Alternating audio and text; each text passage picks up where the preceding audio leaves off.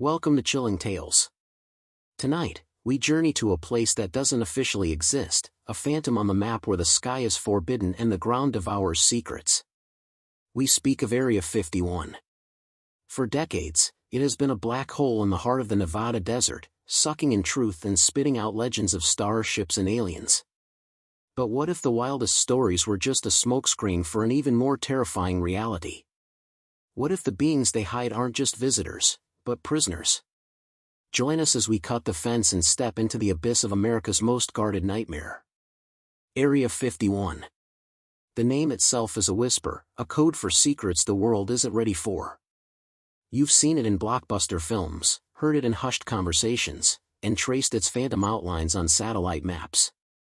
Say the words, and the mind conjures a single, electrifying image: aliens. Crashed saucers, government cover-ups, and otherworldly beings dissected in sterile, subterranean labs. But what if the reality is infinitely stranger, more complex, and more deeply woven into the fabric of our own history than we've ever been led to believe? Like all great mysteries, ours begins with a place. Why this specific patch of scorched earth? Why did the United States government select Groom Lake, Nevada, as the cradle for its most clandestine and fiercely protected operations? On a map, it's an unremarkable scar of pale earth, a dry wound in the vast, unforgiving expanse of the Mojave Desert. But on the ground, it is a fortress. Groom Lake is encircled by miles of razor wire fences, monitored by nameless, armed patrols, the infamous camo dudes, who watch from desolate ridgelines, and sealed beneath a dome of airspace so restricted that not even a bird can cross it without authorization. To the military, it is the most secure patch of sky in the nation. To those who question, it's the perfect vault for technology that did not originate on this planet. Groom Lake lies at the nucleus of Area 51's enigma. It is a lake in name only, its water vanished millennia ago, leaving behind a perfectly flat, immense playa. This dry basin, 3.5 miles across, is coated in a fine, alkaline clay that bakes under the desert sun and seems to emit a ghostly luminescence under the moon. Its surface is a natural marvel, hard-packed, smooth, and vast enough to serve as a landing strip in any direction. For conventional aircraft, this is a priceless asset. But for something unconventional, a craft of impossible geometry, colossal size, or silent, gravity-defying flight, it is the only place on Earth it could safely land. This is the first pillar of Groom Lake's alien mythology.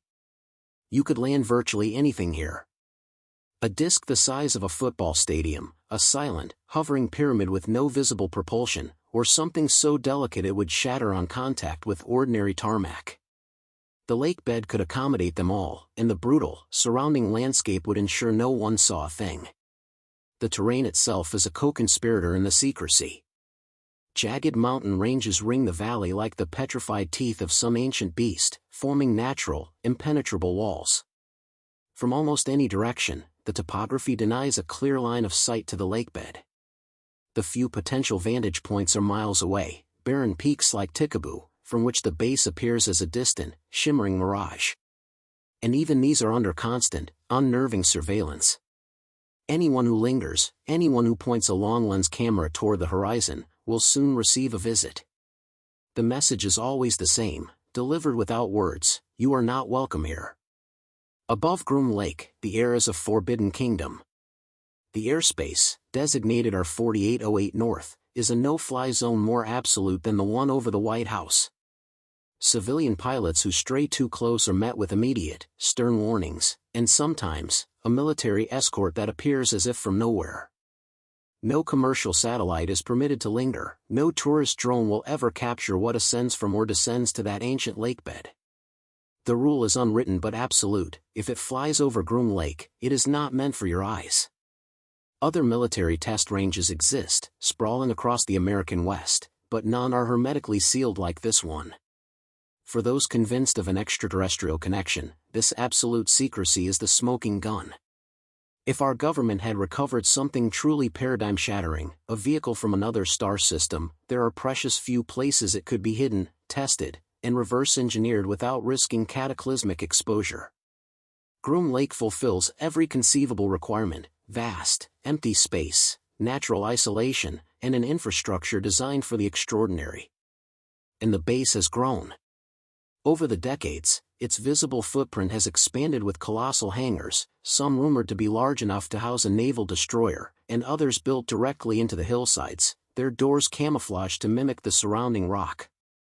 Roads crisscross the playa before vanishing abruptly into the earth, feeding speculation that they lead to vast, subterranean complexes, shelters carved deep beneath the desert where craft can be moved, assembled, and tested, forever shielded from the prying eyes of satellites in the sky. Even the human element at Groom Lake is built on a foundation of absolute secrecy. Workers are flown in daily from Las Vegas on a fleet of unmarked Boeing 737s, operating under the callsign Janet.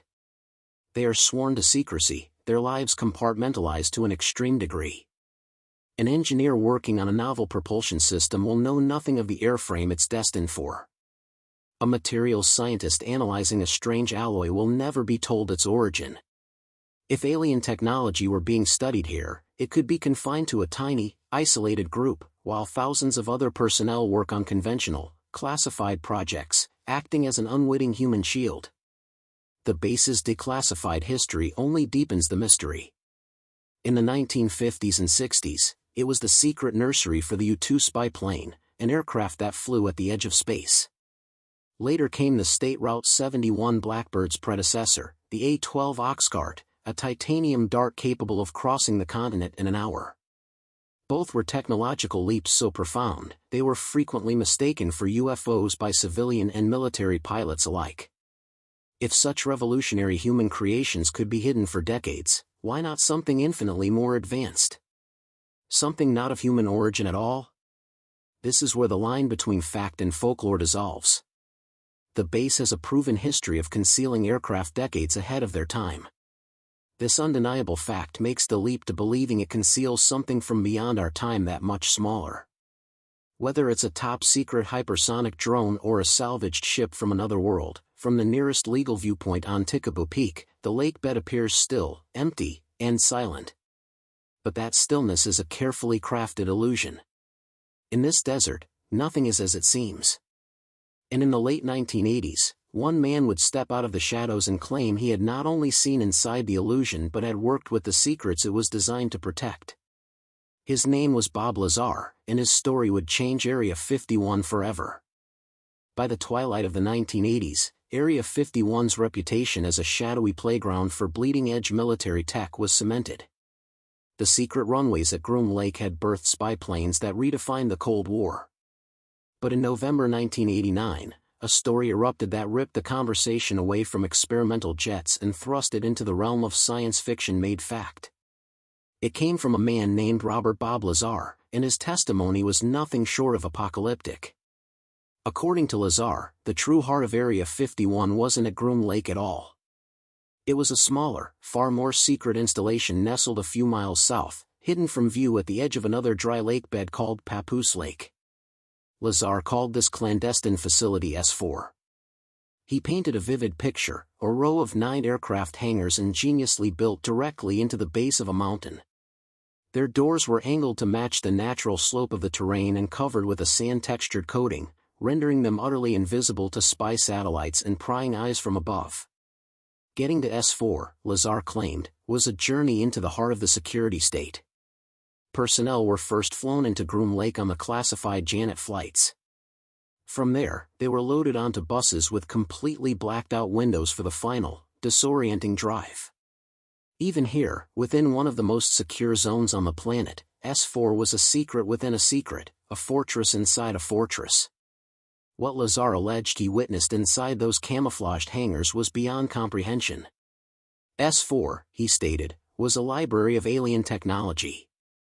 It housed 9 distinct flying craft of extraterrestrial origin.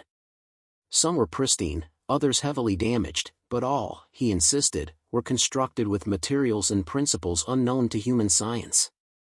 The specific craft Lazar was assigned to was a sleek, disc-shaped vehicle he dubbed the Sport Model.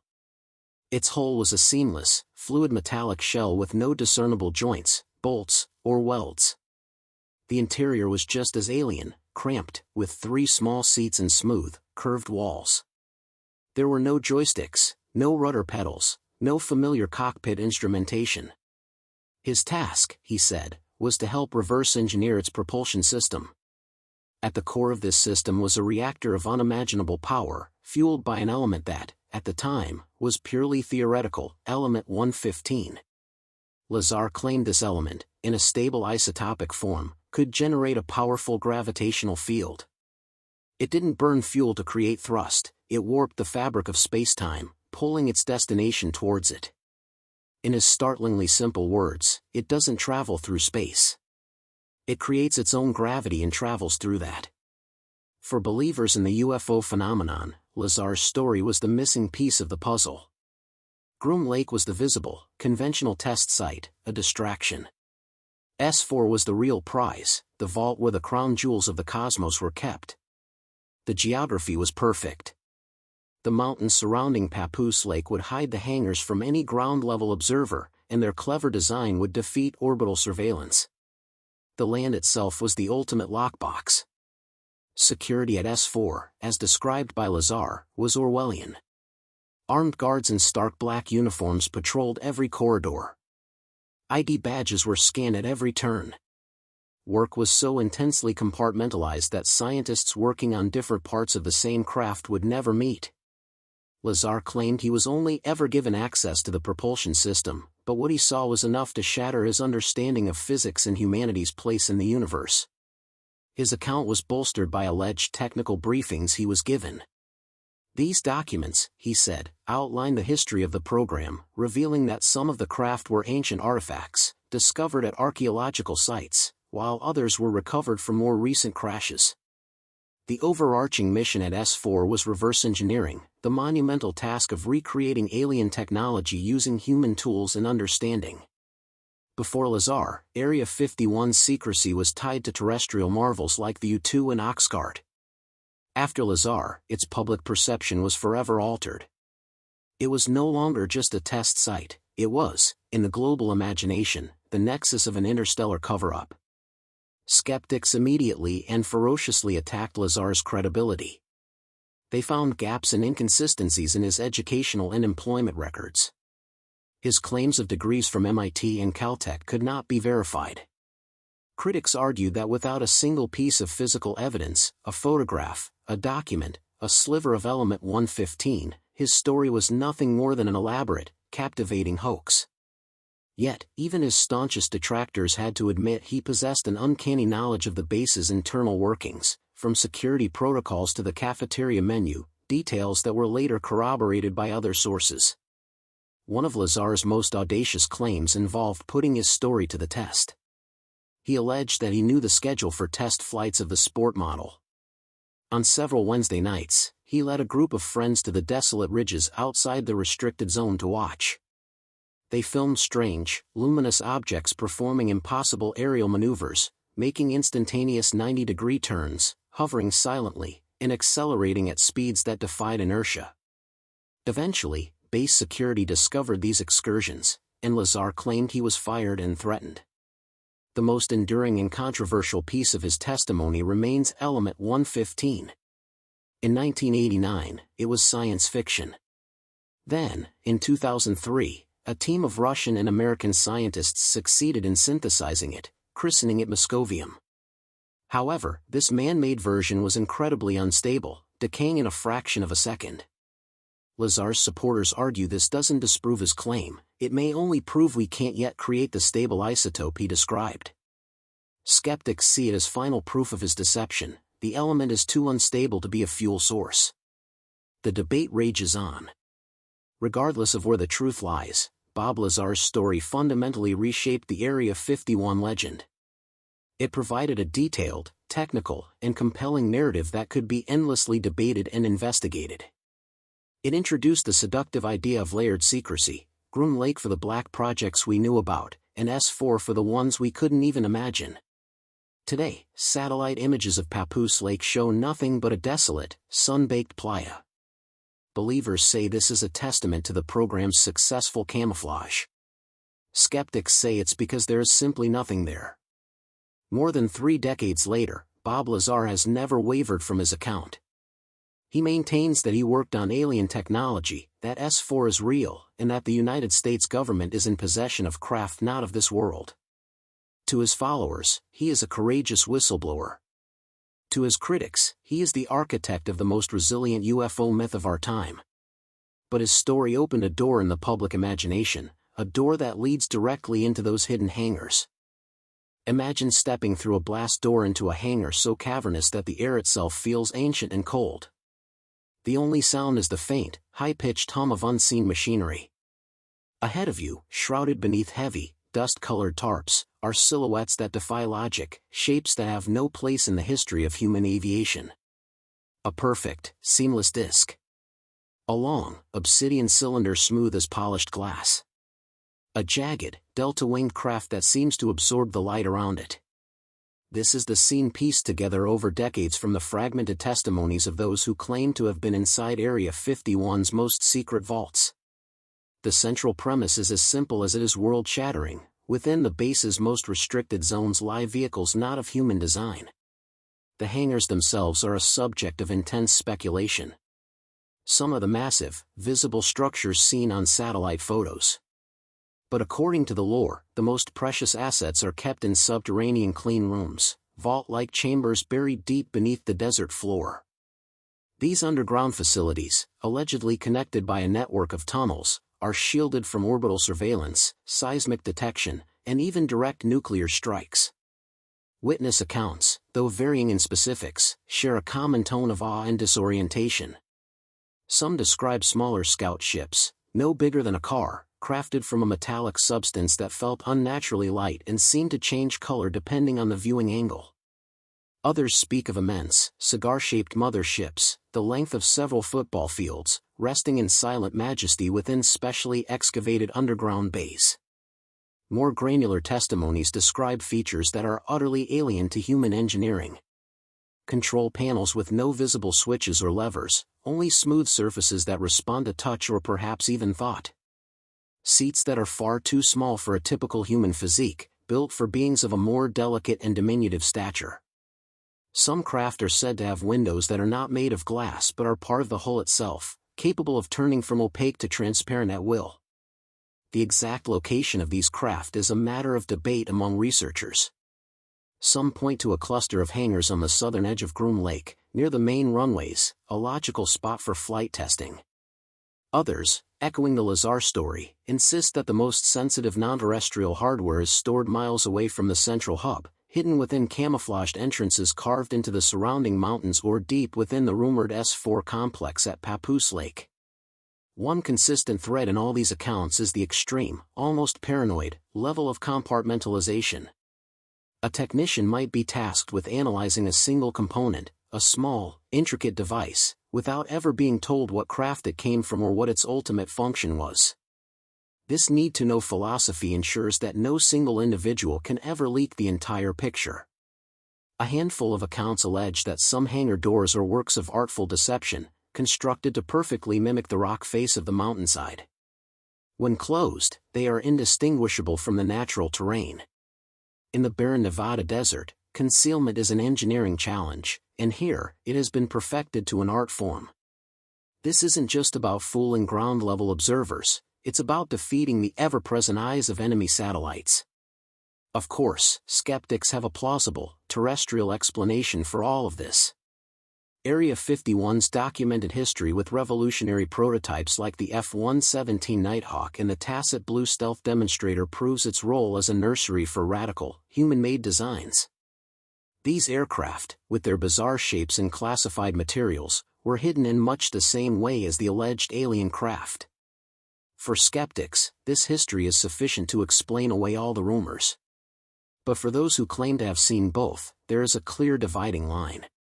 A point where the technology stops looking like an advanced human project and starts looking like something else entirely. One former engineer described being accidentally routed through the wrong hangar in the late 1990s. He saw a silver disc, roughly 40 feet in diameter, resting on a cradle. The hole was perfectly smooth, with no rivets, seams, or panels. Sections of its skin had been removed and were being examined by teams in full biohazard suits under brilliant white lights. He saw no engines, no fuel lines, nothing he recognized from a lifetime in aerospace. He was intercepted and removed within seconds, his security clearance immediately suspended. The very scale of some of the base's infrastructure fuels speculation. Satellite imagery has revealed the construction of hangars with door spans far exceeding the needs of any known aircraft, including the largest bombers. Skeptics suggest they could be for massive radar arrays or next-generation airships. Believers argue they were built to house something much, much larger. Then there is the subterranean question. The rumors of deep underground bases, DUMBs, beneath Area 51 are persistent, fed by alleged whistleblower accounts, speculative schematics, and seismic data that hint at vast, hollowed-out spaces. In this version of the story, the surface hangars are merely the garage doors to a sprawling, multi-leveled complex of labs, storage bays, and living quarters connected by high-speed transit tunnels. Such a network would allow for the movement of craft and personnel in total secrecy. The core image, through all the speculation, remains hauntingly potent, a silent row of hangars, their contents a secret known only to a select, sworn few. Behind those doors could lie technology capable of rewriting our understanding of physics, history, and our place in the cosmos. And while those doors remain shut, the desert sky above them is a theater where, some say, the secrets occasionally come out to play. While the secrets of Area 51 are locked deep inside its hangars and vaults, the vast, empty desert surrounding its perimeter is, in theory, public land. In practice, it is a razor's edge, a thin, precarious strip of wilderness bordered by stark warning signs, infrared cameras, and the silent, menacing presence of the camo dudes watching from distant hills. It is in this desolate no-man's land that a handful of people claim to have witnessed the base's secrets take flight. For decades, a small, dedicated fraternity of watchers has gathered at the fringes of Groom Lake's Forbidden Zone. They are ranchers whose families have worked this land for a century, geologists surveying public lands, and UFO hunters armed with telescopes and long-lens cameras. They know the familiar sounds and sights of the desert, the roar of a routine F-16 training flight, the slow, lumbering arc of a C-130 transport plane, the distinct double sonic boom of an aircraft breaking the sound barrier. But they also speak of nights when the desert's familiar script was torn apart. The stories often begin not with a sound, but with a light. A brilliant, silent orb materializing over the mountains, gliding smoothly and unnaturally toward the base. Then, performing maneuvers that defy the laws of physics, instantaneous acceleration, abrupt halts, and right-angle turns that would rip any conventional aircraft, and its pilot, to shreds. One of the most compelling sets of accounts comes from the ranchers whose property abuts the federal land. They speak of seeing wrong things in the sky for generations. One elderly rancher recalled nights in the 1970s when the silence would be shattered by a low, pulsating hum, followed by the appearance of a dark, triangular shape moving slowly over the scrubland, so low he felt he could almost touch it. It blotted out the stars before silently accelerating and vanishing over the Groom Mountains. The perimeter itself is a psychological and physical barrier. The camo dudes, sitting in their unmarked Ford Raptors on high ground, are a constant reminder that you are being watched. They rarely interact directly. Instead, their presence is a silent, intimidating message. Get too close, and they will materialize on the dirt road in front of you, blocking your path. Their existence, wordless but absolute, only fuels the belief that they are guarding something extraordinary. Before the government expanded the restricted zone in the 1990s, there were vantage points, like Freedom Ridge and Whitesides Peak, that offered a relatively clear, if distant, view of the base. From these now forbidden spots, visitors reported seeing objects ascend vertically from the ground without any visible flame or exhaust, hover motionlessly for minutes, and then vanish in the blink of an eye. A geologist mapping fault lines in the late 1980s tells a story of camping on public land with a partial view of Groom Lake's southern end. As dusk settled, he saw a dark, matte black oval shape rise against the twilight sky. It wasn't flying, it was simply ascending, as if being lifted on an invisible string. A faint, ethereal blue-green glow traced its edge. It hung there for nearly a minute, then drifted forward and slipped behind a ridge. Minutes later, the familiar whomp whomp whomp of helicopters filled the air, their searchlights sweeping the ground where he was camped, a clear warning that he had seen something he shouldn't have. Some encounters were met with an even more direct response. In the early 2000s, a group of amateur astronomers set up powerful telescopes on Tikabo Peak, the last legal viewpoint. They had barely focused on the base when a brilliant light erupted from a hangar area, shot upwards, and stopped dead in midair. It pulsed 3 times, then accelerated at an impossible speed, gone in an instant. Within an hour, they heard the grinding gears of a heavy vehicle on the access road below. A military truck had parked directly in their line of sight to the base, a deliberate, nonverbal show's over.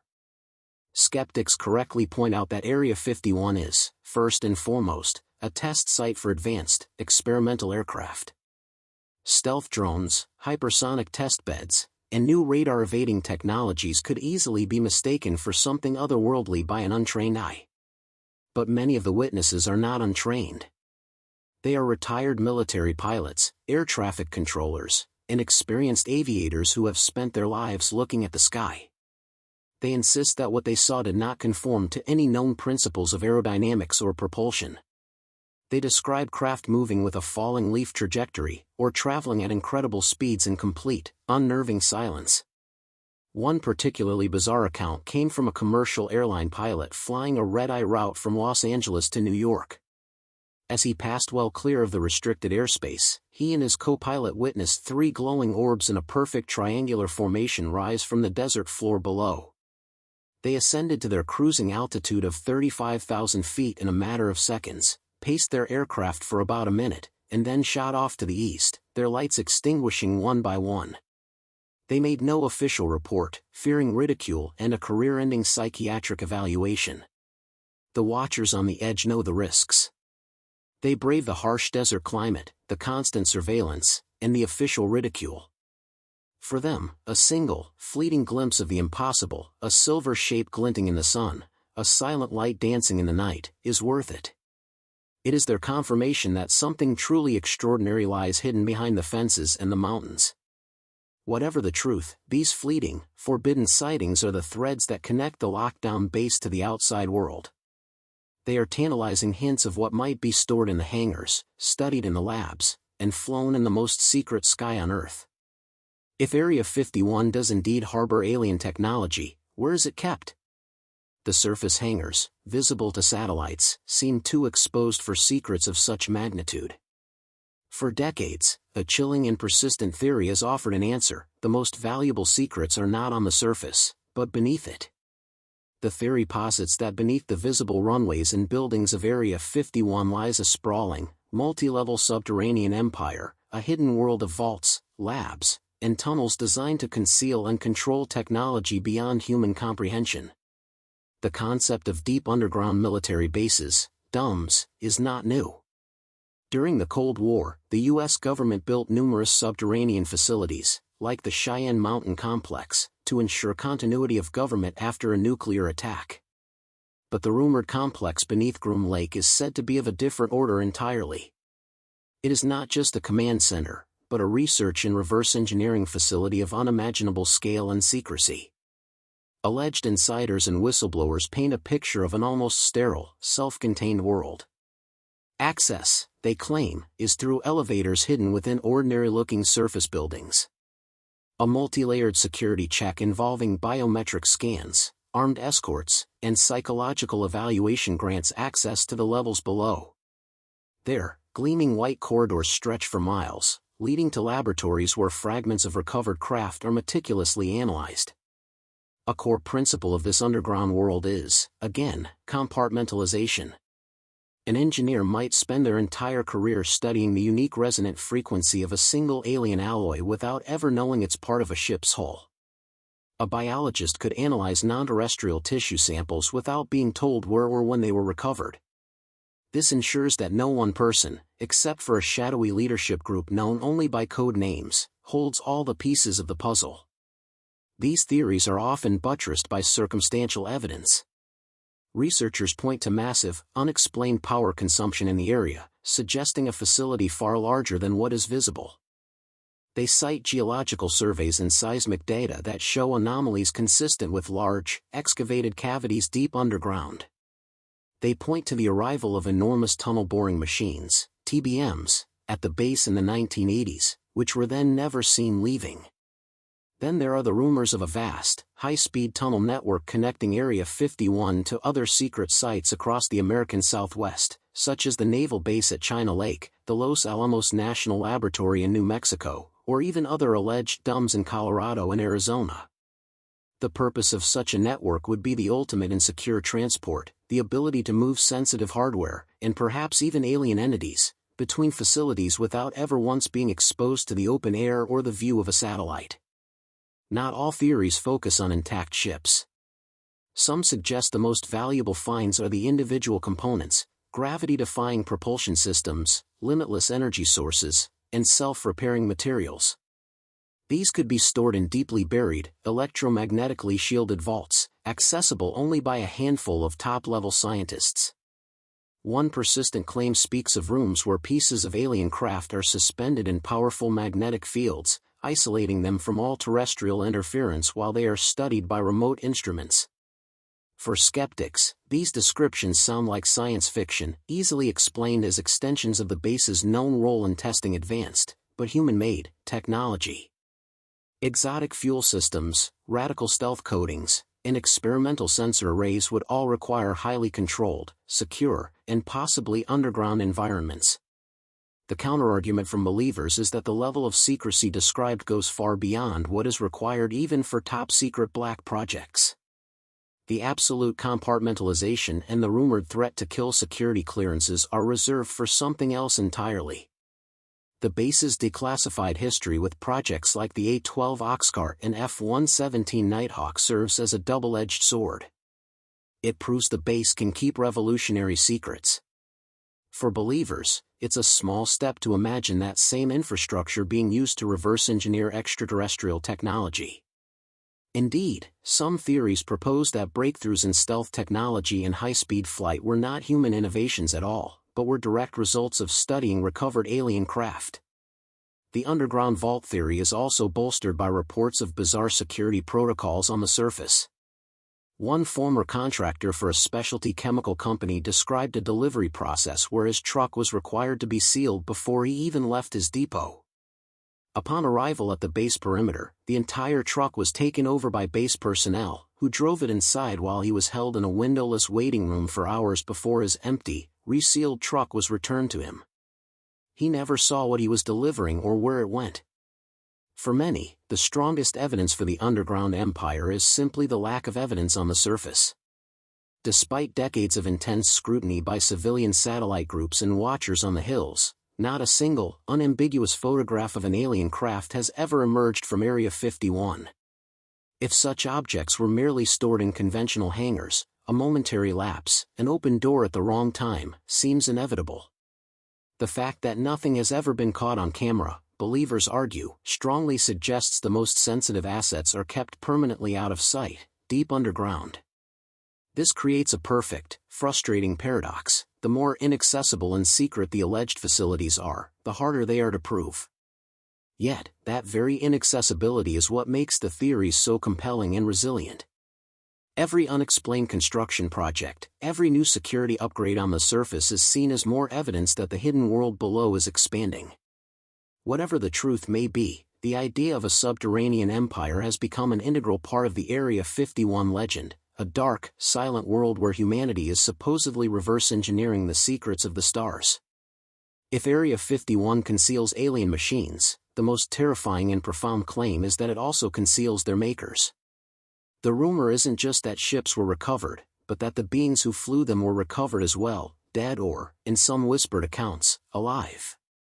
For decades, stories of cryostorage, clandestine autopsies, and biological analysis have swirled around the base, transforming it from a mere technological repository into a tomb for extraterrestrial life. The genesis of this belief is inextricably linked to the legendary 1947 Roswell incident. While the official story shifted from a flying disc to a mundane weather balloon, the unofficial story, passed down through alleged witnesses, insisted that the wreckage included small, humanoid bodies. While the initial handling of this debris is often tied to Wright-Patterson Air Force Base in Ohio, many researchers believe the biological evidence, the bodies, was ultimately transferred to the most secure, isolated facility in the country, Area 51. Alleged insiders describe specialized, deeply buried medical labs, known by codenames like Level 3 or the Blue Lab. These are said to be sterile, climate-controlled environments, lit by cold, shadowless fluorescent lights. Inside, stainless steel tables and sealed cryogenic containers hold the ultimate secret.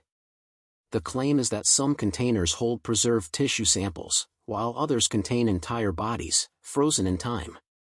The alleged autopsies are the most controversial part of the legend. The accounts, supposedly from individuals who participated or saw official documentation, are eerily consistent. They describe beings between 3 and 4 feet tall, with frail bodies, large, hairless heads, oversized black eyes, and thin, elongated limbs. Their skin is often described as grayish and smooth, with a texture like parchment. In the mid-1990s, this rumor exploded into public consciousness with the broadcast of the alien autopsy film. Released by British producer Ray Santilli, the grainy, black and white footage purported to show a medical team dissecting a small, pot-bellied alien being.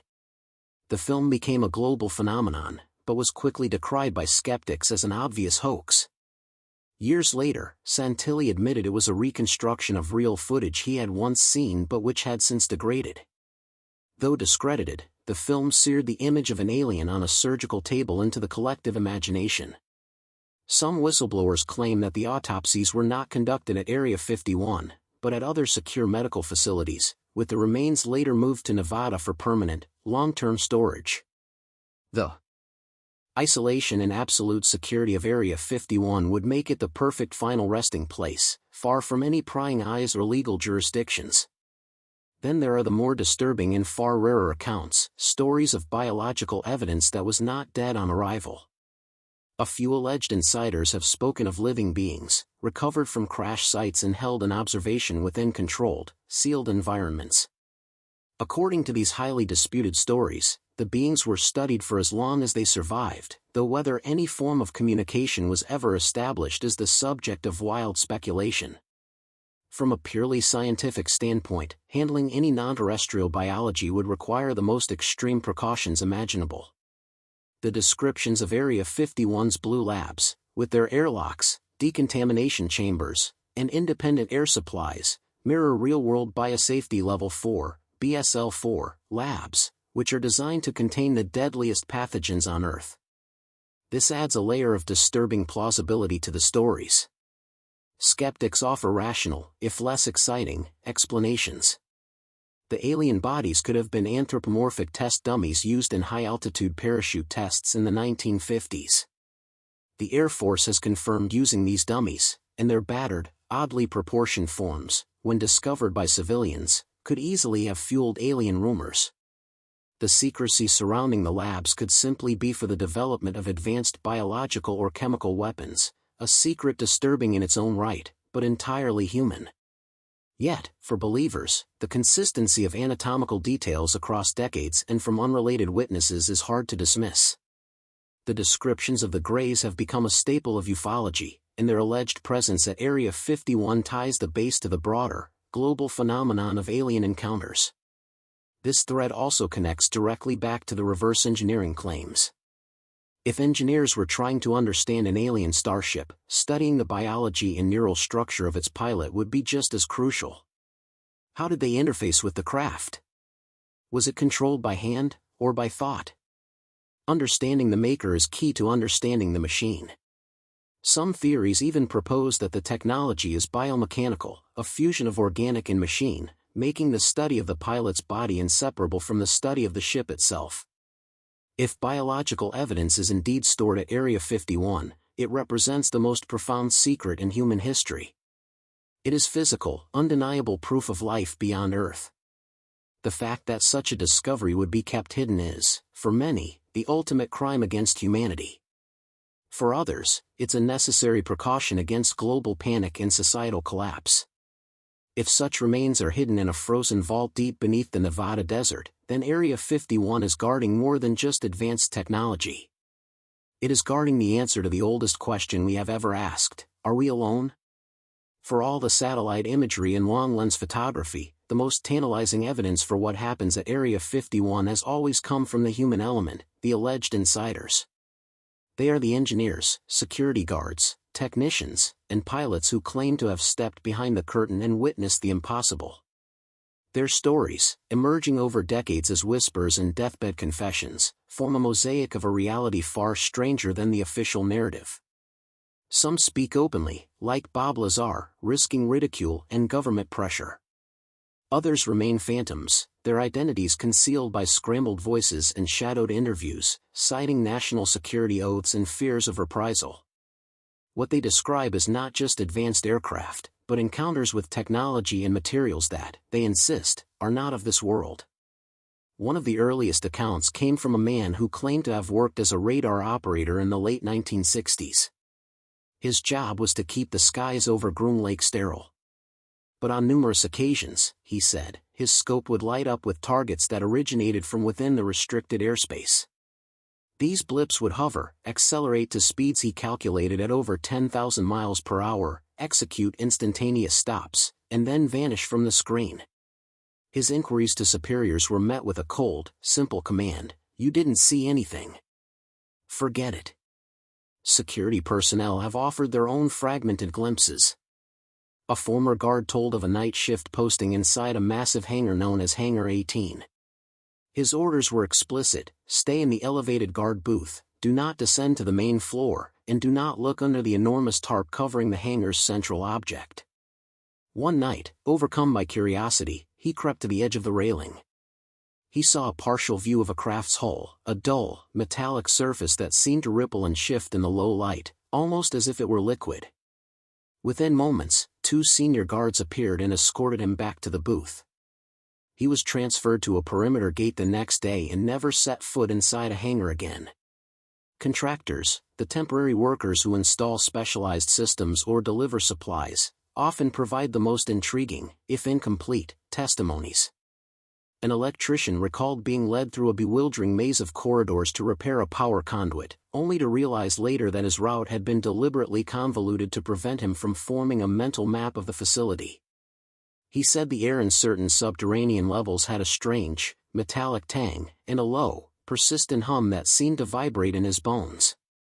A more dramatic account came from an avionics expert contracted in the early 1990s for a foreign technology assessment program. The object he was tasked with analyzing had no familiar wiring or circuitry. Its interior was a seamless, curved shell. Touching certain areas of the wall would cause glyph-like patterns of light to illuminate across its surface, though no power source was visible.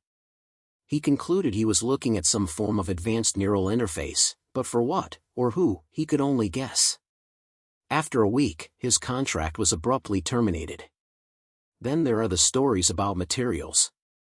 A machinist alleged he was given a small piece of metal to fabricate a mounting bracket. The material was incredibly light, like aluminum, but his hardened steel drill bits couldn't even scratch it. He described it as a memory metal. When bent, it would slowly and silently return to its original flat shape.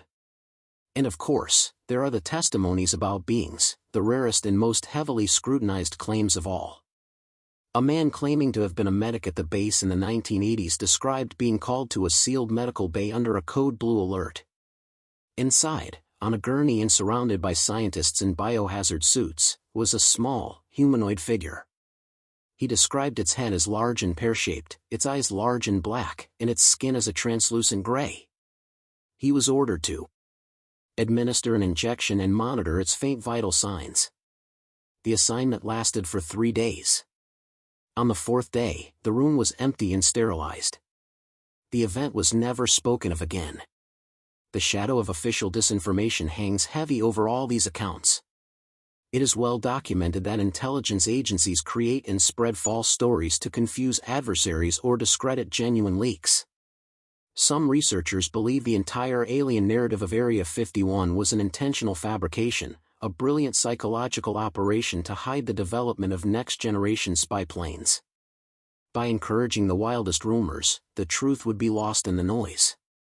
Still, the consistency of certain details, the descriptions of the craft, the extreme compartmentalization, the silent propulsion, across decades and from unrelated sources suggests that not everything can be dismissed. This overlap is what keeps researchers convinced that somewhere within the mountain of disinformation, there is a core of truth. For the public, these insider accounts are the only bridge to the inaccessible world behind the fence.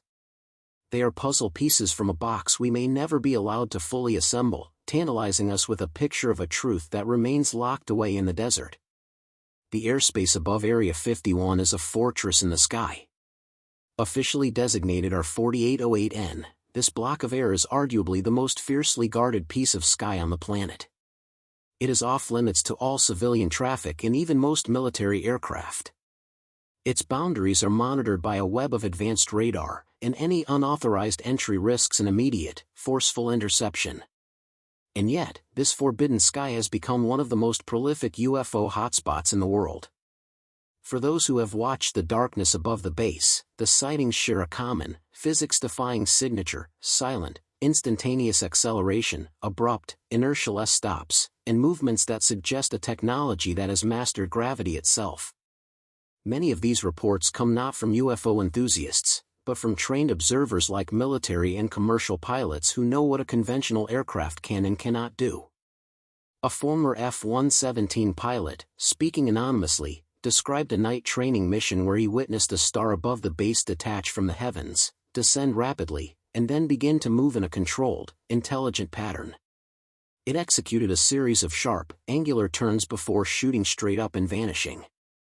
In his words, it moved in a way that would have turned a human pilot into a smear on the cockpit wall. Civilian watchers on the ground, from the lonely summit of Tikaboo Peak, tell similar stories. In the late 1990s, a group using night vision equipment filmed a trio of glowing orbs rising in perfect formation from behind the Groom Mountains. The orbs hovered for several minutes, then accelerated to a velocity so extreme they appeared to stretch into lines of light before disappearing. Skeptics maintain that these are all misidentified tests of advanced, but human-made, craft. The strange, angular movements could be early stealth drones. The silent hovering could be experimental lighter-than-air vehicles. The rapid acceleration could be an optical illusion in the clear, disorienting desert air. This explanation is plausible, especially given the base's history. The flights of the U-2 and A-12 in the 1950s and 60s generated hundreds of UFO reports from people who were, in fact, seeing top-secret terrestrial aircraft. But that explanation begins to fray when confronted with reports that seem to violate the known laws of physics. Multiple accounts, including from law enforcement officers in nearby towns, describe objects moving at hypersonic speeds without producing a sonic boom. This silent speed is a hallmark of UFO sightings worldwide and suggests a propulsion system that does not displace air in a conventional way. A pattern has emerged over the decades.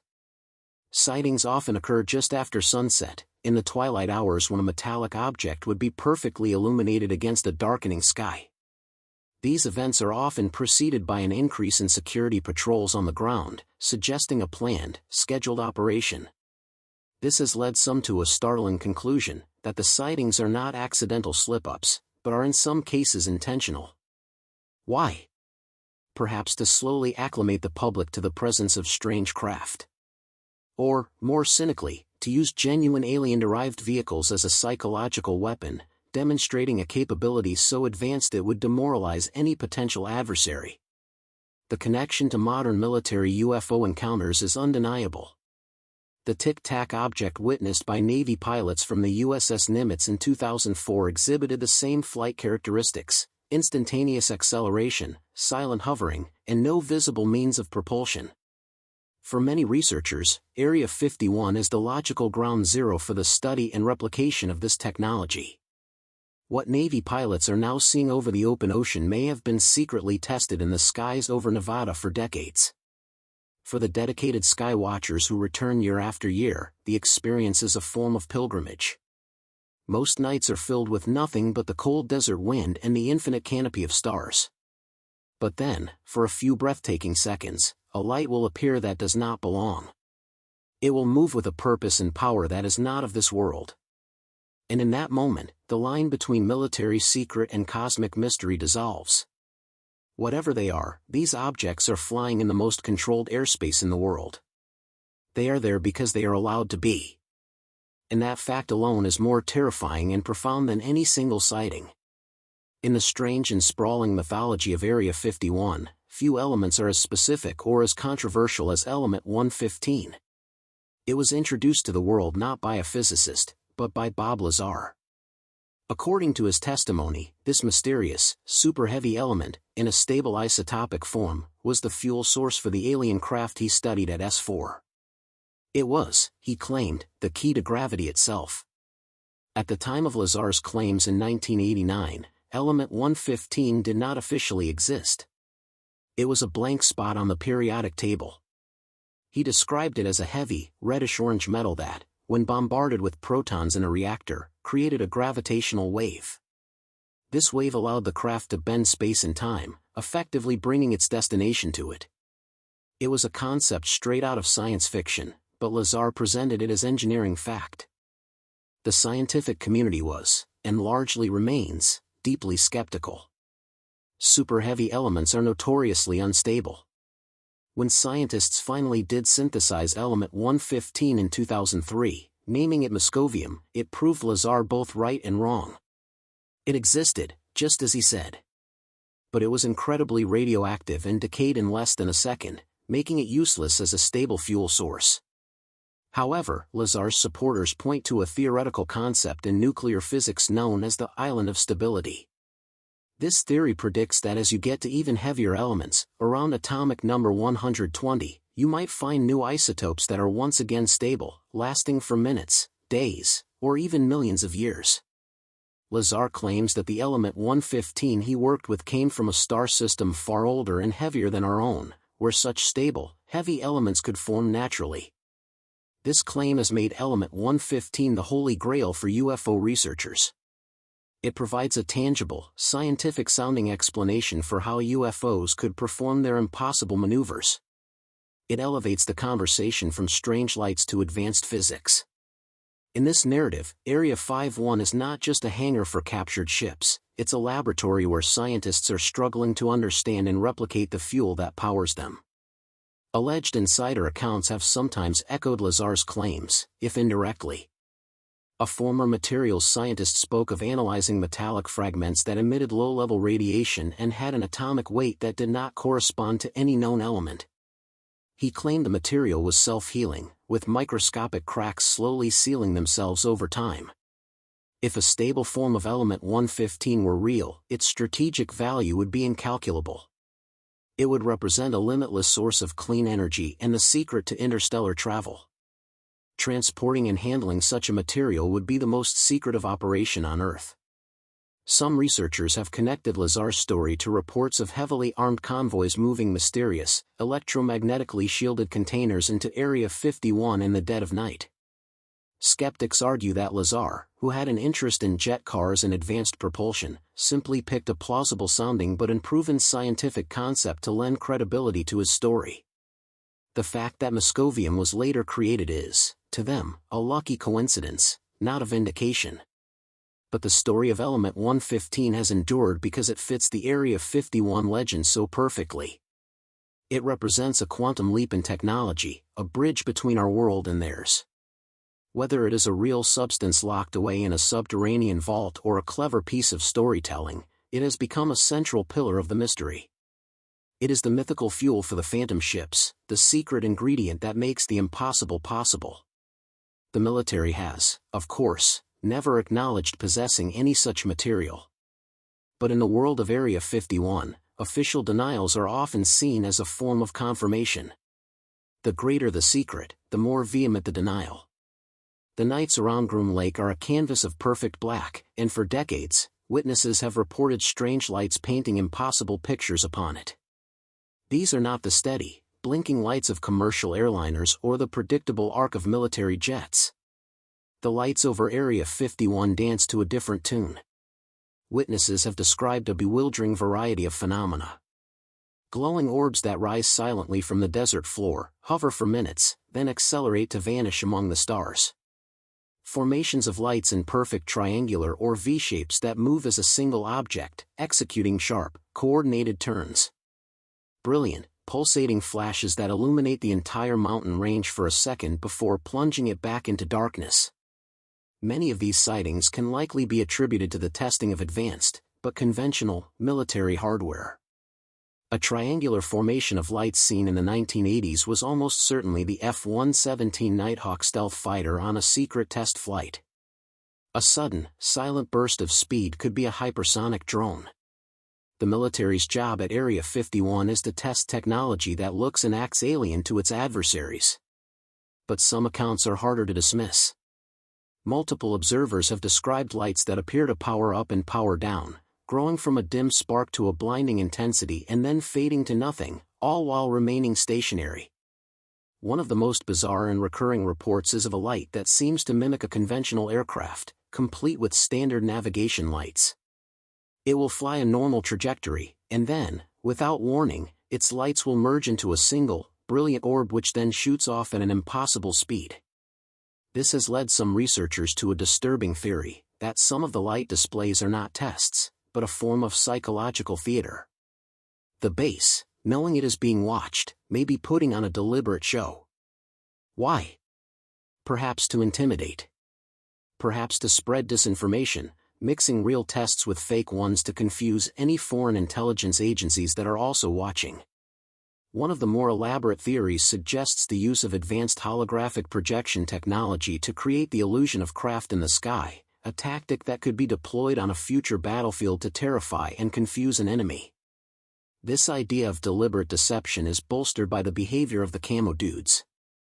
Watchers have noted that on nights with intense aerial activity, the security patrols often become more visible, almost as if they are corralling the observers to ensure they are in the right place to see the show. The most unsettling accounts come from those who claim to have seen the lights up close. A former contractor driving on a restricted access road late one night reported his truck's engine and electronics suddenly dying. As he sat in the silent darkness, a glowing sphere the size of a basketball floated over his vehicle, bathing the cabin in a soft, blue light.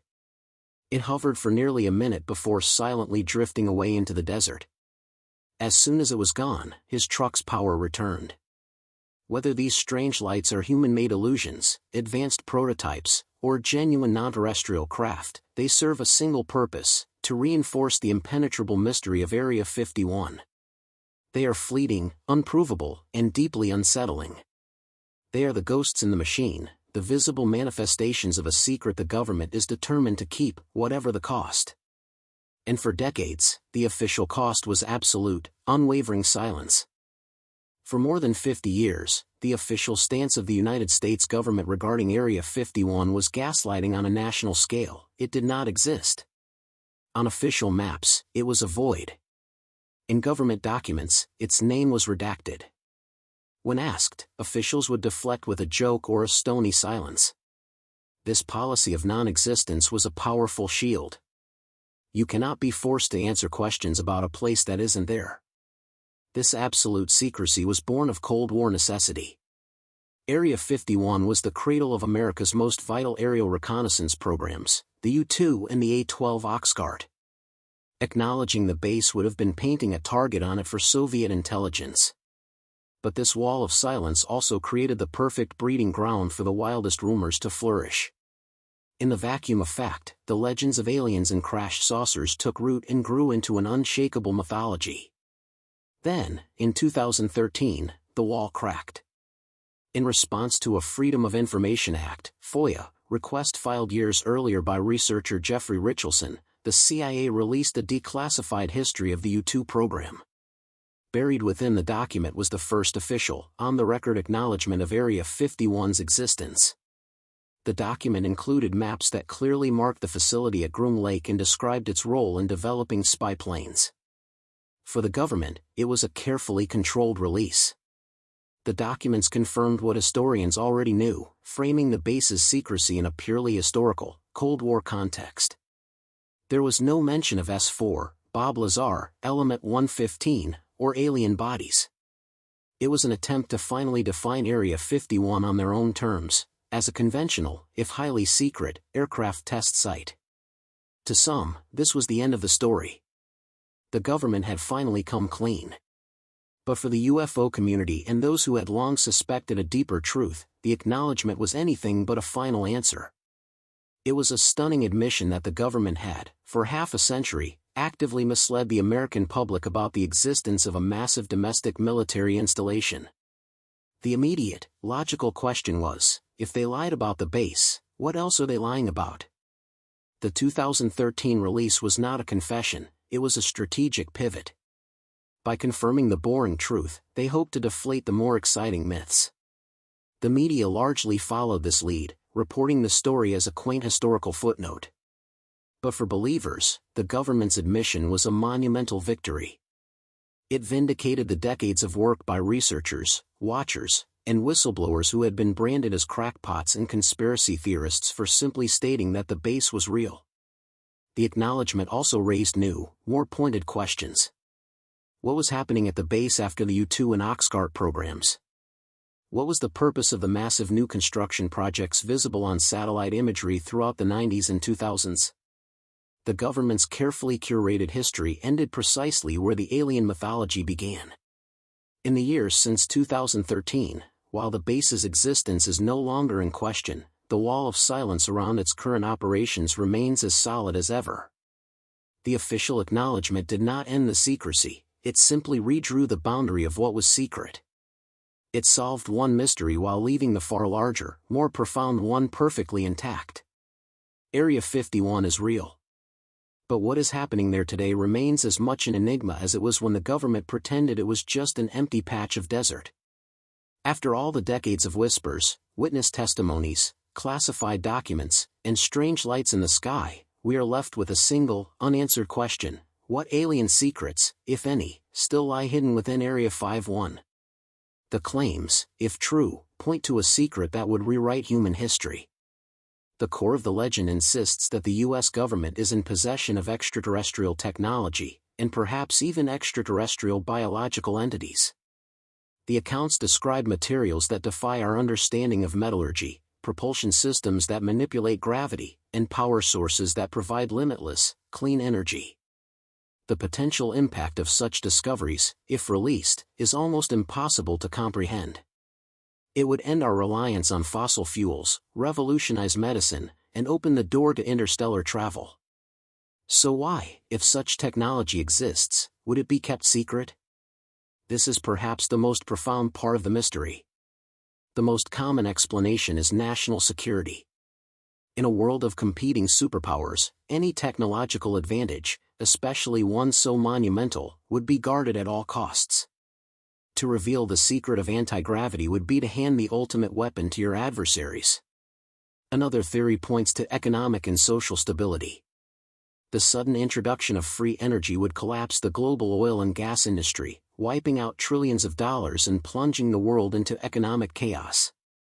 The confirmation of alien life could shatter religious and philosophical systems, leading to widespread panic and a breakdown of social order.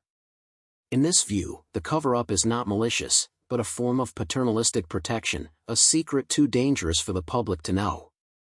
Then there is the most unsettling theory, that we do not control the technology. Some stories suggest that we are not the masters of the alien secret, but merely its custodians. Perhaps there was a deal, an agreement made in the shadows with an extraterrestrial civilization. We were given technology in exchange for something else, genetic material, access to our planet, or simply our silence. In this chilling scenario, the secrecy is not ours to break. The U.S. government has consistently and vehemently denied that Area 51 has any connection to extraterrestrial phenomena. But in the world of intelligence, denials are a tool.